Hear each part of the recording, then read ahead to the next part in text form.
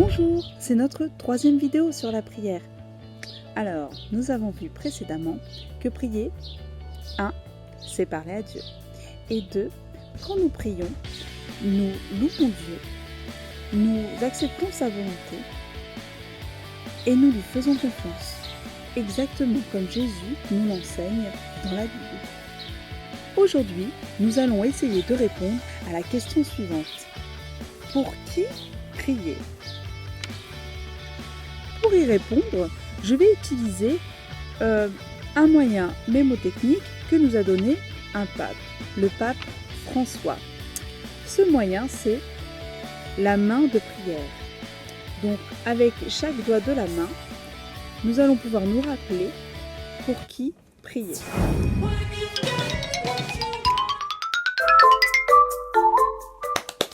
Donc, si on utilise les doigts de la main, ça veut dire qu'on commence par le pouce. Alors, je vais essayer de deviner. Le pouce, c'est le doigt le plus proche de moi. Donc, ça veut dire que je peux me rappeler en premier des gens qui sont le plus proches de moi, des gens que j'aime. Voilà, c'est facile. Donc, le pouce pour prier pour les gens que j'aime. Et voilà. On peut passer à l'index maintenant. Non. On ne passe pas tout de suite à l'index. Nous devons d'abord penser... Et oui, à prier pour nos ennemis.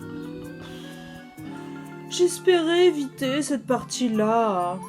Les personnes qu'on n'aime pas, les personnes qui nous font du mal ou qui nous perturbent, avec lesquelles on ne s'entend pas, souvent on pense à elles. Et même souvent on en parle beaucoup pour évacuer le mal qu'elles nous font.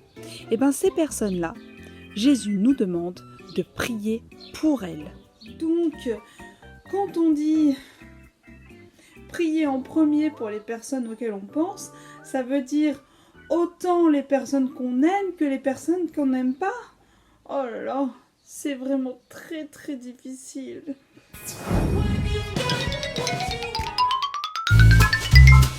L'index, ça me fait penser au professeur. Oui, alors il faut bien faire vos devoirs, sinon vous serez puni, nanana. Ouais, l'index, je sens qu'il y a un truc avec les professeurs là. Exactement. Avec l'index, on peut penser à prier pour toutes les personnes qui nous enseignent et qui s'occupent de nous, qui prennent soin de nous. Alors, pour ma maîtresse, tous mes professeurs, les pompiers, les docteurs et les infirmiers, les personnes qui passent prendre la poubelle... et tous ceux qui enseignent à l'église. Oui, voilà, je vais écrire ça. Du coup, tu peux prier pour moi ?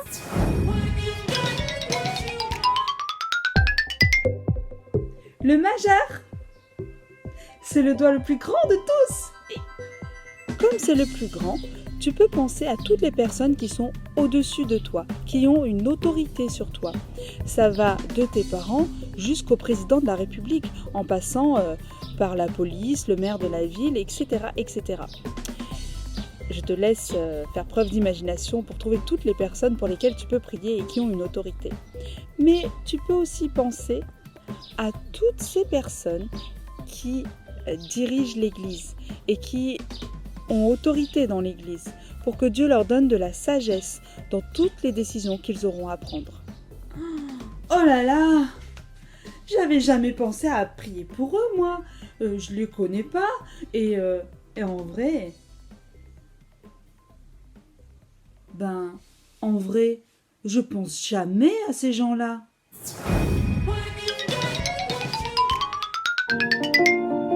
L'annulaire, il paraît que c'est le doigt le plus faible, celui qui a le moins de force. Il n'y a qu'à demander au prof de piano, hein. C'est vrai, tu as dit exactement le bon mot.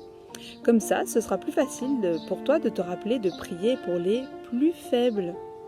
En fait, c'est si tu connais quelqu'un de fragile, quelqu'un qui a une maladie ou quelqu'un qui va mal, qui a une situation difficile à vivre. Il y a plein d'exemples autour de toi de gens qui vont pas bien, tu peux prier pour eux.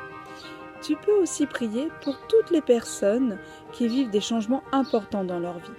Ça peut être des changements très difficiles à vivre comme le deuil ou au contraire des changements très heureux, comme un mariage, une naissance, etc.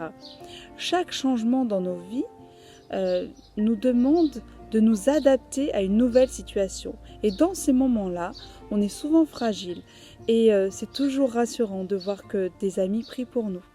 Donc pense à toutes ces personnes que tu connais et qui changent de vie. Maintenant que tu le dis, je crois que je sais pour qui je peux prier.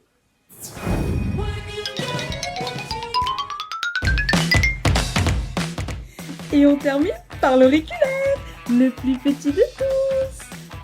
Et le plus petit, c'est soi-même. Bon, non, c'est pas vrai. Moi, je suis pas la plus petite. D'ailleurs, je suis même plus grande que ma mère. Alors, d'abord... Ce doigt, c'est pour nous rappeler qu'il faut prier pour nous-mêmes. En effet, il faut qu'on se considère plus petit que Dieu et plus petit que les autres. Ah, je crois que je comprends. Donc, en fait, ça veut dire d'abord Dieu en premier dans ma vie, d'abord sa volonté, ensuite les autres, leur bien-être, et enfin, moi. Wow,